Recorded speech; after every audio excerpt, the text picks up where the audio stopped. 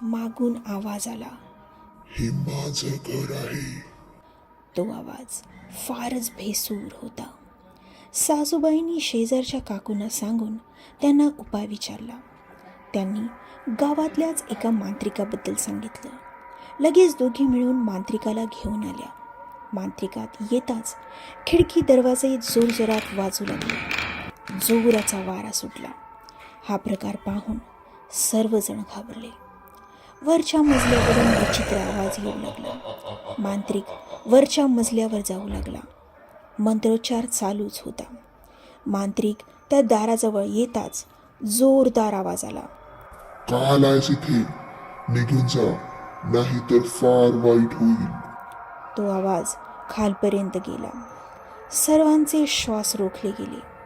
मांत्रिक रूमच्या आत गेला आणि काही सेकंदातच वाऱ्याच्या वेगाने जोरात वरून खाली फेकला गेला आणि बेशुद्ध पडला. त्याची ही अवस्था पाहून तिघांची ही बोबडी वळली. रवीने आरतीची कॅसेट लावून टाकली. पण आता तर संपूर्ण वाड्यात जणू वादळ उठलं होतं. तिघेही हादरून गेले. मांत्रिकाला उठवण्याचा प्रयत्न करू लागले. खूप प्रयत्नानंतर शेवटी तो उठला. म्हणाला, ती आत्मा खूप भयंकर आहे.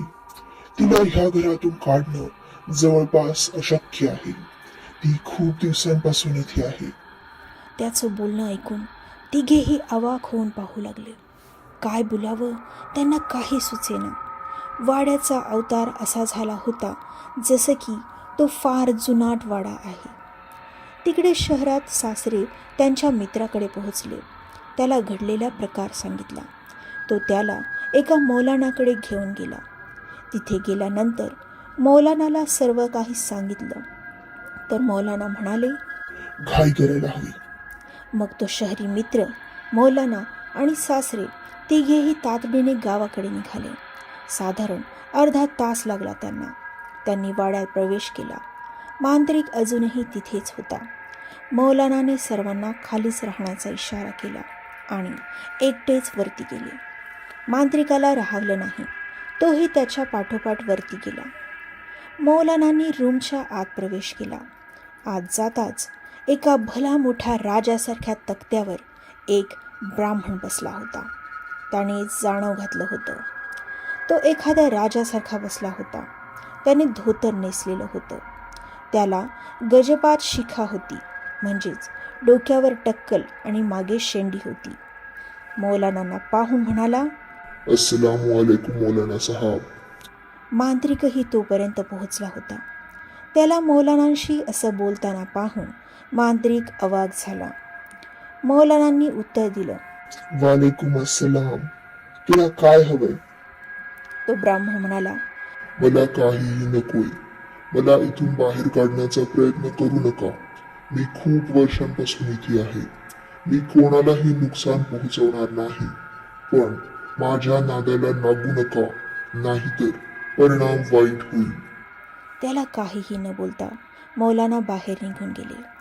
मांत्रिकही त्यांच्या सोबत आला. मांत्रिक त्याला घराच्या बाहेर काढण्याचा प्रयत्न करू लागला. म्हणून त्याने मांत्रिकाला त्रास दिला आणि मयुरीने त्या आत्म्याला पाहिलं होतं. घाबरून पळत असताना तिचा पाय तिच्याच साडीत अडकून ती पोटावर पडली. त्यामुळे तिचा गर्भपात झाला.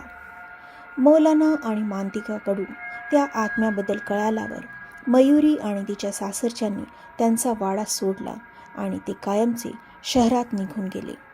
तो वाडा काही वर्ष बंदच राहिला. रवीने तो वाडा कोणाला तरी विकला. तो वाडा ज्याने विकत घेतला तो त्याच्या कुटुंबासोबत राहायला आला. नकळत आलेल्या ह्या कुटुंबासोबत आता काय घडेल ते पाहूया पुढच्या भागात.